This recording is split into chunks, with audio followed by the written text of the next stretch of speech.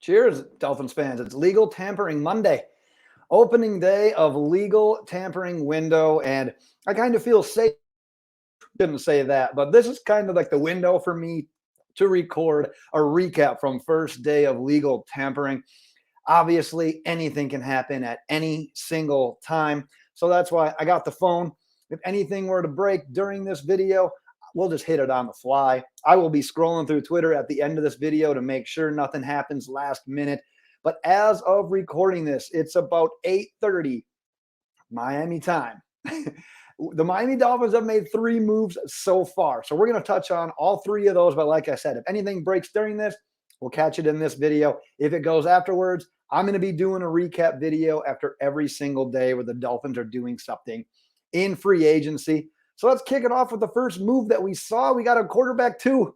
Tua has a backup, at least a guy that's going to be competing with Skylar Thompson. I'm assuming Mike White has the leg up in this competition right now. 2-year deal worth up to $16 million. I just actually read a tweet before I started recording this.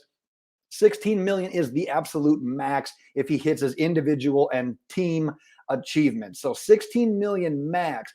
But the interesting thing about this signing was shortly after it happened, Barry Jackson, one of the Dolphins' best beat writers, reported that the Miami Dolphins front office had told the agent of a higher quality backup quarterback that the Miami Dolphins are unwilling to go beyond a certain price point for a backup quarterback.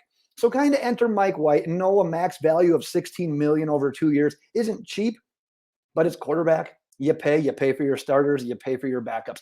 So it kind of is what it is. There's no way around it. So if you're upset about the dollars, I get it. But at the end of the day, this is probably about as cheap as you're going to get someone that's as reliable as a Mike White. So when I talk about being reliable, he's got 7 career starts. He's 2-5, so nothing's going to blow you away there. He's got a 62.2 career percentage, completion percentage, 8 touchdowns, 12 picks. But I mean, we know him kind of well, being Dolphins fans, with him being a former Jet, being a division rival. We know him a little bit. He's kind of that spark plug. Being in the NFL, he's either been boom or he's been bust. And if his first start in 2022 for the Jets, he was all boom. Remember after that game, Jets fans were like, all right, we got our guy. We got Mike White. See ya, Zach Wilson. They were all about it. The players had made shirts about being Mike White believers. He led the Jets to a 31-10 victory over the Bears. In that game, he did what Zach Wilson hadn't done the whole year. 22 of 28, 315 yards, 3 touchdowns, and no interceptions. But like I said, he's boom or bust. Things cooled off. He started the next 3 games, lost them all, threw no touchdowns, threw 4 interceptions. Sorry about that. He did throw for 369 yards against the Vikings. No touchdowns in that game, 2 interceptions. They lost by 5 in that game. But like I said, boom or bust. Boom or bust when it comes to Mike White. But we know from Barry Jackson's reporting that Miami obviously wasn't going to go over a certain price point for the backup quarterback. So you get a guy like Mike White who's got some starting experience. He's got a quick release. He's a decent fit in this system. He played for a division opponent. And like I said, in most cases for a backup quarterback, you don't want to see him during the regular season anyway. So hopefully he's just there, just a placeholder. Given to his injury history, who knows? But an important acquisition for an important position nonetheless that we knew the Dolphins were going to address in free agency.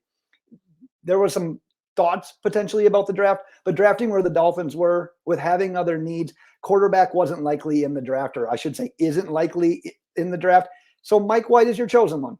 He is your quarterback to, at least at the very first, competing with Skylar Thompson for quarterback 2 duties, but I would give Mike White the leg up at this point. All right, let's get on to a little bit of a sexier pick, a real position of need, and a guy that a lot of Miami Dolphins fans, analysts, people around the NFL are excited about, because what a reasonable, great deal of a contract. And like we said, team need at quarterback, backup quarterback, team need at linebacker, box checked. Dolphins are grabbing positions of need like we talk about in free agency. Free agency, you can hit your holes of need, allows you that flexibility in the draft to draft best player available. Now, let's talk a little bit about David Long, because he only played in 12 games last year. We're going to touch on that here in a second.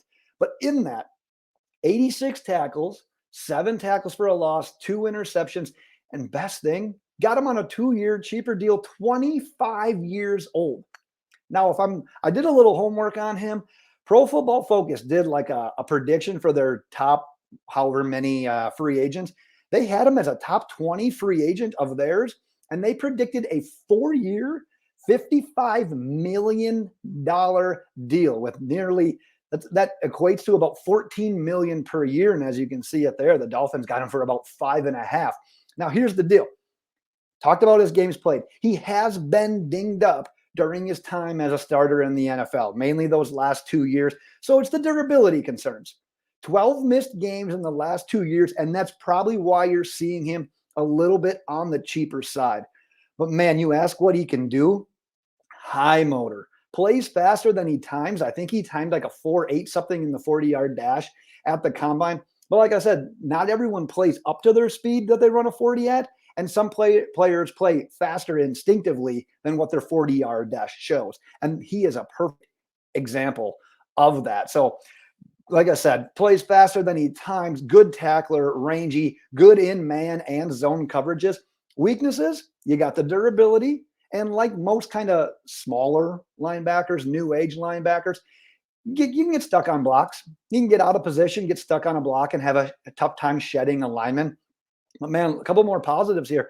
Pro Football Focus labeled him as a top 20 linebacker from 2021 to 2022. PFF also had him as a top 5 run defending linebacker. I think I have some other stats coming up here about him as well. But in Sunday's free agent primer video, I talked about a Vic Fangio wish list. And in that wish list, he got number 1. His number 1 guy was Jalen Ramsey. That's who he got. The Miami Dolphins traded for him. Fireworks start early. Also on that list, though, was a plethora of linebackers. David Long was one of them. So we now got Vic Fangio, 2 of the guys that he had on his wish list here. I talked about some other PFF grades.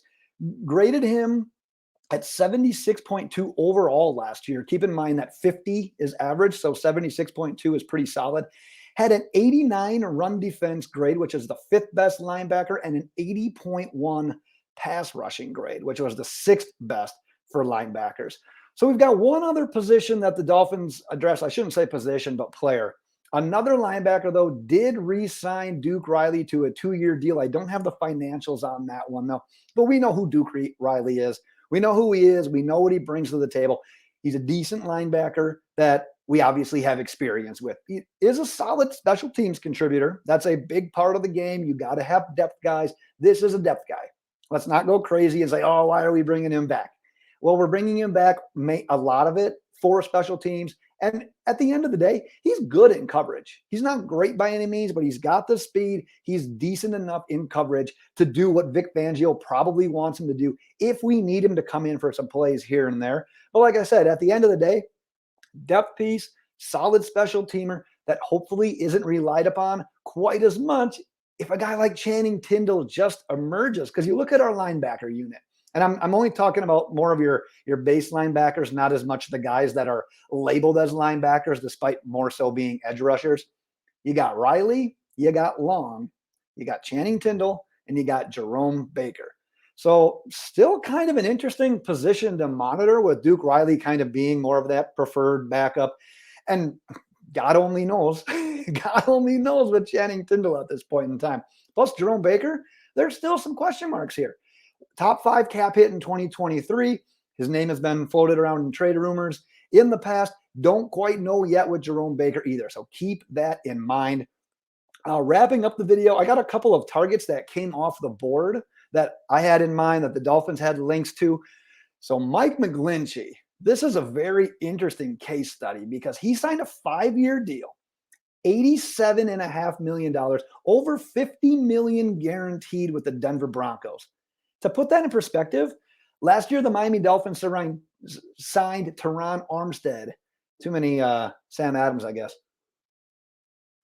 Teron Armstead was 5 years, $75 million. Mike McGlinchey got more than Teron Armstead. I said the Dolphins were interested in Mike McGlinchey at a certain price point. That price point exceeded what he was worth to the Miami Dolphins. A couple of linebackers off the board. Jermaine Pratt went to the Bengals. Another lineman off the board. Andre Dillard went to the Tennessee Titans. At guard, Ben Powers also went to the Broncos. Broncos really shoring up that line. Juwan Taylor, holy cow. Talk about a guy that got paid. He's likely going to be going from right tackle, switching over to left tackle now with the Chiefs. 4-year, $80 million, includes $60 million guaranteed. And then we talk about linebackers. So the Dolphins re-signed one of their own in Riley, and then they added, obviously, Long from the Titans as well. But that wasn't before the Bears decided to go crazy with two of their own. They got Tremaine Edmonds. He got a 4-year, $72 million deal, $50 million guaranteed. And then they got TJ Edwards as well, 3-year deal, $19.5 million. That included $12 million guaranteed. Interesting to note as well, kind of keep your eye on teams in the division, in the conference. Who are they signing? Who are they losing? Well, the Bengals, pretty damn good team the last couple of years, lost both of their starting safeties. Jesse Bates went to the Falcons on a 4-year, $64 million deal, $23 million in year one. Fourth biggest safety contract in NFL history, I think they had that at. And then he went to the Falcons. Also lost Von Bell to the Panthers. I didn't have financials on that one. One other interesting one to note here, the Raiders signed safety Marcus Epps, a 2-year, $12 million deal. And why that's important is because a lot of people believe that Jordan Poyer's services were going to come down between the Dolphins and the Raiders. They were at least tied to him. Well, if the Raiders are signing Epps, less money, less need at that position, maybe potentially opens that door for Poyer to Miami. So I got a couple of remaining targets, obviously not limited to these guys, but some guys that are still available. If the Dolphins wanted to go splash, absolute splash at offensive line, Orlando Brown is now available. And I apologize. I did this prep right before the video started. So if any of these guys are now gone, it is what it is. Orlando Brown likely going to walk now with the Chiefs signing Juwan Taylor. So he is available.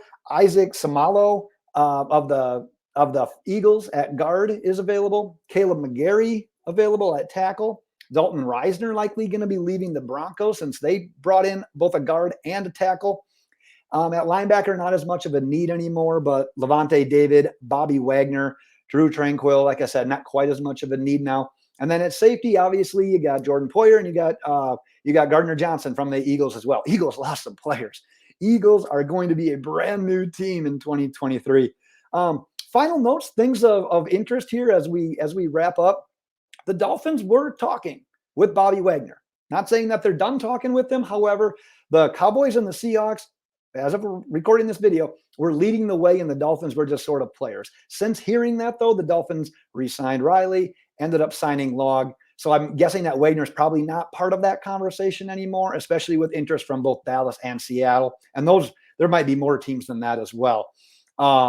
And then the interesting thing that a lot of people are going to be talking about is what's the deal with Derrick Henry and Dalvin Cook.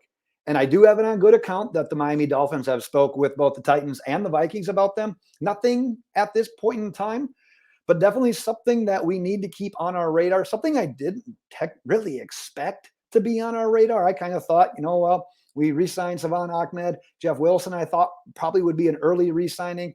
Mostert, you draft a guy. I thought we'd go running back by committee in 2023. And not saying that we still won't or can't. The talks are happening. I'm sure the talks are happening with multiple teams, but Derrick Henry and Dalvin Cook still remain options as well. I promised you doing a quick scroll of Twitter before we logged off here. So give me 1 second just to make sure nothing crazy happens since I started recording this. And I'm sure this is very entertaining. I'll take a drink. Maybe you guys take a drink while you're at home as well. If something crazy would have happened, it would have been on the timeline by now. So we will cut it there. I will be back tomorrow recapping more of the signings and everything. Whew, legal tampering, boys and girls. It's a fun time. I love this time of year. It keeps us young and it makes us go old all at the same time. So that's what I've got for today, Dolphins fans. Cheers, fins up, and we will talk to you again tomorrow.